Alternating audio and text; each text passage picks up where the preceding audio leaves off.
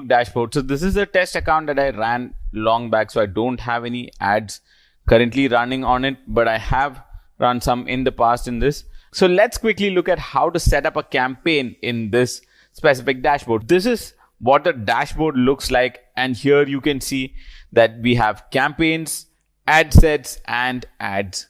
Like I mentioned, one campaign can have several ad sets, and each ad set can have several ads.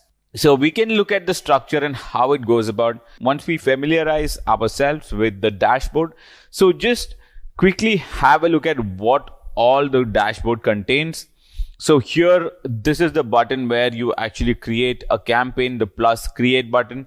Here you can put a date range to decide and look at the current campaign performance. So if I'm looking at one of the campaigns, then I can look at the last 7-day data, and I can see the reach, impressions, amount spent.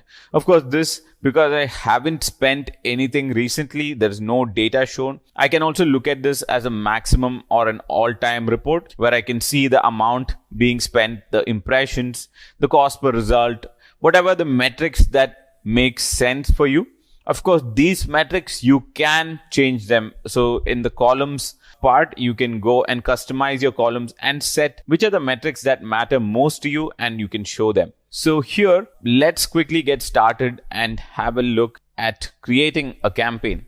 So all you have to do is plus create, and then you will have to decide what is the objective that you want to run.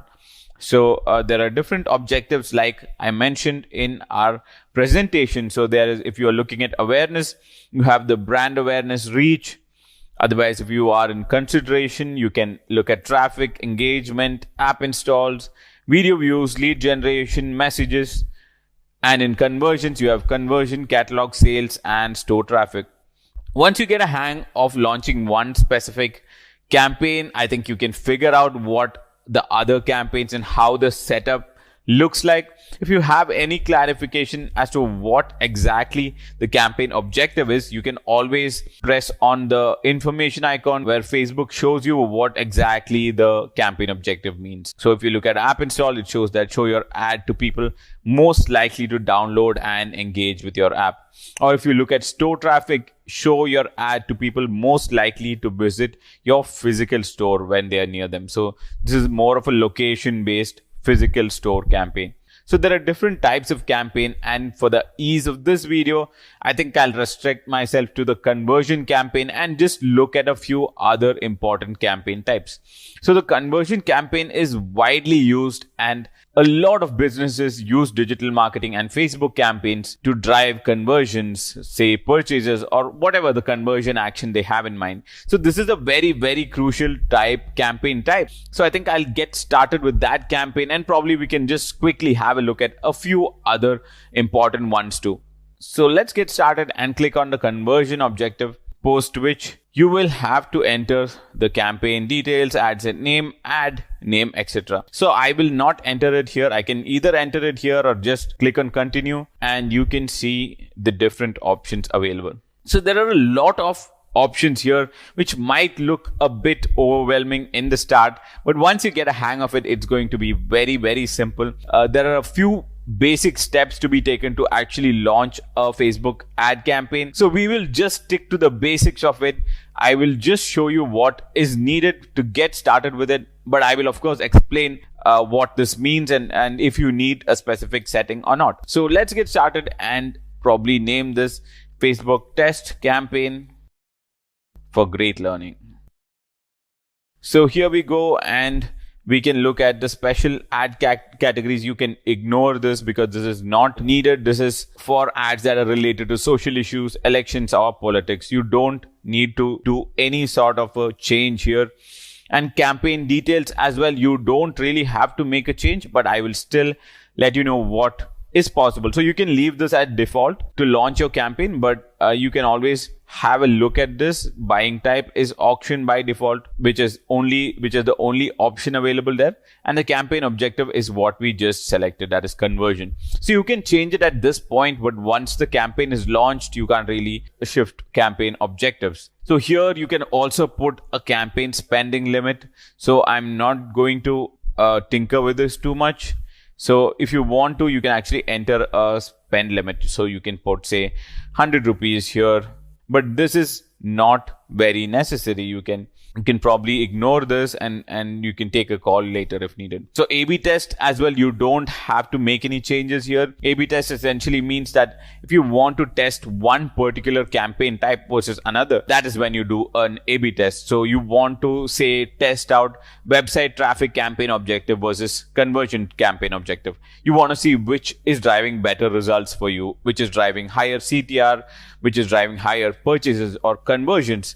You can always try the A/B test method. So I don't think we will need it at this point. So we will just leave this as well as is.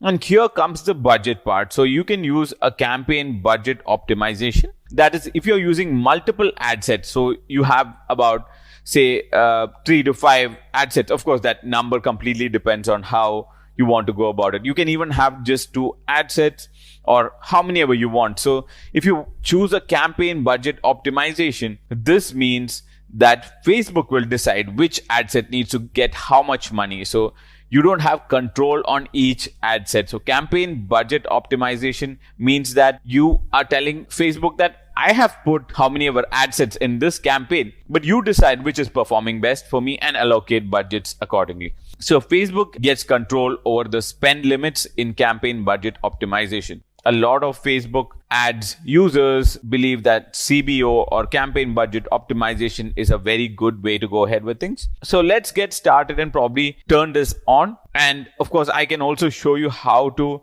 use an ad set based optimization where you can allocate separate budgets for each ad set. So you'll just get started with about 100 rupees campaign budget optimization. And here you can choose the bid strategy if needed. But this one which is provided by default is a good bid strategy. That is the lowest cost. And if you need details of it, again, you can just press the I and you can understand what it actually means. So you can edit this and change it if need be. You can choose the cost cap where you are getting the most results for your budget, or a minimum ROAS, which is not eligible for my account because I haven't spent enough on this account. This is a test account. So this is another bid strategy that you can use. So there is another one called a bid cap where you control the bid. So you can choose the lowest cost bid strategy, which would work well for your business. Basis your need, if need be, you can shift to a cost cap or a bid cap if you want to restrict your budget and get a certain cost per result that you have in mind, or a cost per bid that you have in mind. You can, of course, shift to any of these bid strategies. But for now, we will keep it at lowest cost. I can also show you what it looks like when you do an ad set based optimization. So for now, we will go ahead and click on next. So here you can see that we have reached the ad set level changes. So at any point, if you feel that I did miss something in the campaign settings, you can always go ahead and click on this. So this essentially means the campaign level settings. This is the ad set level settings, and this is the ad level data that you're going to put. So let's quickly go back to the campaign level settings. And if I want to change the campaign objective, I can do that, or the bid strategy, or let's see how it works without a campaign budget optimization. So you can even turn that off and see that here you can enter a budget here. So if you are selecting a campaign budget optimization, you wouldn't see the ad set level budget that was available here. So you can see that there is no budget entering option here. So that is because you have entered a campaign budget optimization, that is a CBO. So let's quickly have a look at the ad set settings. So let's probably use this as a Great Learning Digital Marketing ad set name. So I will keep this as a Great Learning Digital Marketing. So ad set name again completely depends on you, what you want to enter there, what will help you identify which ad set, what are the settings like. So you can probably mention what kind of targeting that you're using, or what course or what category is it that you're marketing in that ad set. Is there a demographic that you're targeting specifically? So just make sure that you are able to understand what the ad set contains. So that's about what you have to enter here. So probably if I'm using an interest based audience, I would enter an interest based here, but that's completely up to you what you want to mention in the ad set name. Next comes the conversion event location. So as of now, what I've entered is a website. So what you have to do is you have to decide where do you want the conversion to occur. Do you want it to occur on a website, on the app, on Messenger, or WhatsApp? So this is for you to decide where does the conversion have to happen. So if you are a business that see high amount of conversion, high amount of traction on your app, then you probably want to use an app conversion event. Or if you see higher people converting on website, you can use a web conversion. So if you want to test out both, you can try two different ad sets, one with website conversion and one with app conversion. The only key difference here being the ad link that you're putting. So when you're coming to the ad level settings for website based conversion, you will have to enter a website landing page, and an app based conversion event, you will have to enter app deep links. So that is the main key difference here. And as for web messenger and WhatsApp, you can even get people to convert through them. So here you will have to enter your conversion event, but before that you will have to actually set up your conversion event. And in this specific account, I haven't set up my conversion event. I don't have a particular website linked to this account. That's why I haven't entered a conversion event. But for the sake of this video, we can just see how it is entered.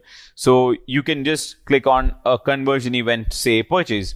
So as you can see, there is no recent activity here. So to get the conversion event set up, all you have to do is set up the pixel, the Facebook pixel on your website or app. So on the pixel front, you can see that when I hit the purchase event, it is said that I have to set up a conversion. So to launch a test campaign, this is not necessary. But however, for you to understand how to set it up, it is a simple process that goes in a piece of code behind your website. So you just have to click on setup conversions and you will see how you can track conversions with standard events. You can just click on one of these and Facebook gives you what is that code that you have to provide for your website. You will have to add certain parameters in the header section, and that is a very simple process to get the event conversion set up. So here, what you can do is, for now, we will just continue. So you can select whichever conversion event suits you best. Is it a complete registration? Is it a customized product? Donate, initiate checkout, lead, add to cart. So choose the conversion event that makes most sense for you once you set up the pixel tracking. Post that, you can move on and select certain options that if they suit well for you. So dynamic creative means that you provide Facebook a mix of different assets and Facebook automatically decides which works best for you. So for this campaign, we won't be using it, but you can always try turning it on and then seeing if that campaign type works for you.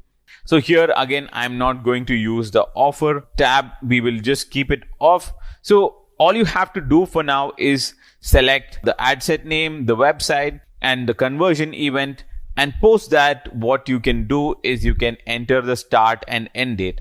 So this is not a compulsion. The start date, you don't have to mention it. So if I can just proceed with next, it will automatically go to review. But you can also schedule it. You can probably put it for midnight the same day, and you can also enter an end date. So for this video, I'm going to enter an end date. I'm probably going to keep it as 3 p.m. today because I don't want my campaign to end up spending money. This is just a temporary campaign, a test campaign. In case I forget to pause it, I will definitely add an end date. So this is completely your call. If you are planning on launching an indefinite campaign, or you don't know when the campaign is going to end or what results it could get, you don't have to set an end date.